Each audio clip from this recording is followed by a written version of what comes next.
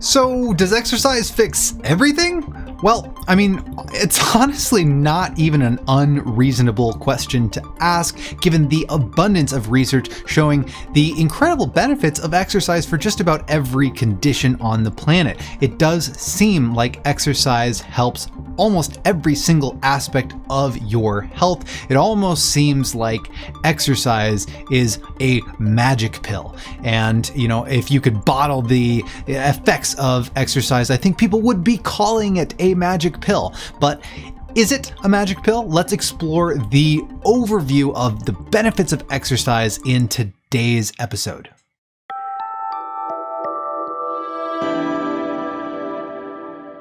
Hey, before we get started, my name is Anthony Davis. This is Shapeshift Wellness, where we explore research on fitness, yoga, and meditation. If you want guided classes, if you want anatomy courses, educational courses, or programming or anything like that, if you want to work with me one-on-one, go to my website. I've got all the good stuff there.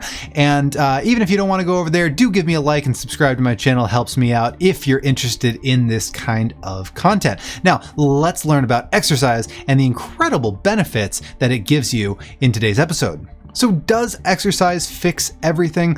Well, here I was doing I was looking through my notes and reading the chapters that are assigned in my exercise physiology class for my master's program. Remember, I'm doing a doctoral program, but I'm also doing my master's program in exercise science.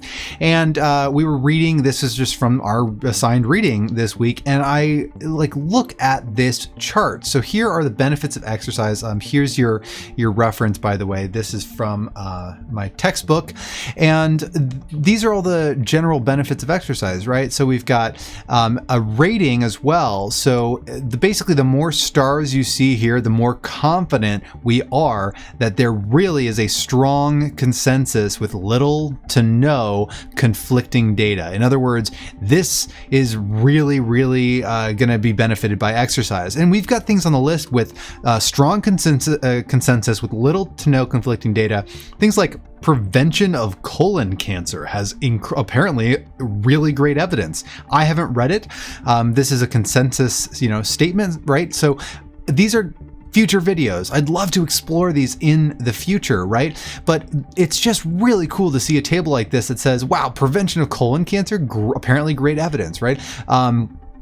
Prevention of coronary heart disease, great evidence for that. Prevention of type 2 diabetes, even treatment of type 2 diabetes has pretty good supporting evidence. High blood pressure, prevention and treatment, right? And the list goes on and on and on. In fact, let's take a little bit closer look. Let's just zoom in on this table so maybe you can read it on your little screens at home. And, so here we go. Improves heart and lung function, great evidence. Muscular size and strength, obviously we know those benefits, but what about elevation in your mood? Does exercise make you happier? Well, apparently there's great evidence for that. That's pretty cool, right? Bone mass, bone density, great. Helps with osteoporosis, great. It helps with your cholesterol and your triglyceride levels, right? Amazing, great. It improves your quality of life. Awesome. Hell, it improves the quality of life for HIV infected persons. Great. Great evidence for that. And then there's all these other benefits that have slightly lower amounts of evidence, but incredible to look at all the benefits. Here's more, right? This is the other half of that chart. We've got pregnancy, right? By the way, just FYI, exercise in almost all cases is perfectly safe while you're pregnant, but I'll make a video specifically on that because obviously there are some exceptions to that rule. But anyway, it's just really incredible what you can do. A mortality, right? A life expectancy, life quality, physical fitness, all these things, really, really good evidence to support it. So is exercise a miracle cure? Well, first I want to back off and say what do we mean by physical activity? So I've been saying exercise, but this chart actually says health benefits of regular physical activity. So, well, what does that mean, physical activity? Well, because we're looking at so many different ailments, right? So if you had somebody with some kind of lung condition like chronic obstructive pulmonary disease, right? COPD, if you had something like that, then you would see that the type of exercise you need to do is different than the type of exercise that somebody for general health, right, needs to do. So you don't need to be like these big, fighters, and you don't need to be doing crazy kinds of feats. You can just be doing, in many cases, you'll find that walking is just fine. And in fact, especially when it comes to rehabbing from specific diseases like various types of heart disease or lung diseases. Now, in the presence of a qualified professional, a healthcare professional for supervised exercise, even in those cases, walking is just fine. But even if you're not, even if you're just looking for general health promotion, you don't have to be, doing backflips and picking up, hundreds and hundreds of pounds. You can be just doing a moderate amount of exercise on a regular basis and still get much, not all, but much of the benefits of exercise. So don't worry, you don't have to do anything insane. But let's back up. Is exercise always good? Well, we might find, we might look at these charts and we might start to think exercise is amazing and it's, everybody should be exercising as much as they possibly can, but that would also not quite be true. There are going to be cases where people cannot exercise much or at all, depending on their health conditions. So especially if you have any concerns about your health, major injuries, major diseases, especially heart or lung related, then you're definitely going to want to check with your doctor. But even if you have really advanced diseases, there is still usually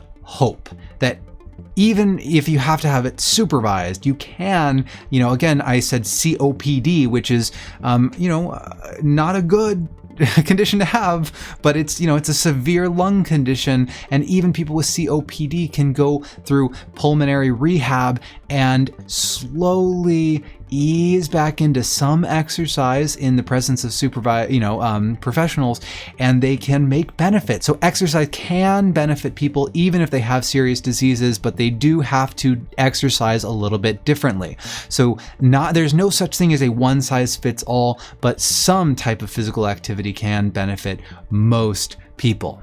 So why is it that exercise is so good? Why is it that almost every single aspect of our body, our blood pressure, our bone density, our injury rates, our quality of life, our mood, right? Even mental health issues, physical health issues, recovering from injury, even if we have serious diseases, or if we're just trying to prevent those diseases in the first place, why is it that almost every aspect of human health is benefited by regular exercise? Well, I'm at this point speculating, so we've left research and concrete knowledge land, and we're moving into speculation and sort of exploring ideas land, okay? So personally, I would suggest probably it's because every organism on the planet survives through movement. And if we look at how we evolved to move in a certain way, to be physically active. And on a basic level, an organism cannot eat if it does not move. Let's step back, a few thousand years where we don't have modern conveniences, and you can't just, have somebody deliver food to your doorstep. If you have to go out and hunt something and kill something to cook it and eat it, or even if you're foraging and you have to go pick berries, you still have to be up. You have to be able to reach up and grab berries, right? Or grab an apple out of a tree, or plant and harvest food. You have to move your body in order to feed yourself. And if you can't move, then you cannot eat and you die, right? And even if we really push this idea to the max and we say, well, okay, but theoretically, I don't have to move. I could just be, people could feed me and I could, be basically bedridden, and some people are bedridden and they're still alive. They're certainly not thriving driving, though, and I will point out that even in that case, there's still movement because digestion itself is movement. It's motion, right? It's peristalsis is the technical term for the movement inside your gastrointestinal tract. But movement is what takes food and puts it, from one end of the tube to the other end of the tube where we absorb the nutrients. And without that movement, things would get stuck. We would die. Again, movement or die. So in a very real sense, we evolved to be creatures of movement. Everything in the universe is, in motion. So it's no surprise that we evolve in a body, a vehicle that benefits from regular movement. Now, it doesn't have to be, again, in crazy intense exercise, but moving your body every day seems to be the ticket. So movement equals life. Really, it does. I cannot emphasize enough that you move your body every day. Whether that's dancing or yoga or lifting weights or just any kind of meaningful activity, playing with your kids, playing, fetch with your dog. Just get up and move your body every day, and you will enjoy many of the benefits of regular physical activity. Just remember that exercise does not have a one-size-fits-all approach, and you are free to explore movement in whatever ways you see fit, as long as it's intuitive and smart. So thank you for joining me. I hope you enjoyed this video. Like, subscribe, and I'll see you in the next episode.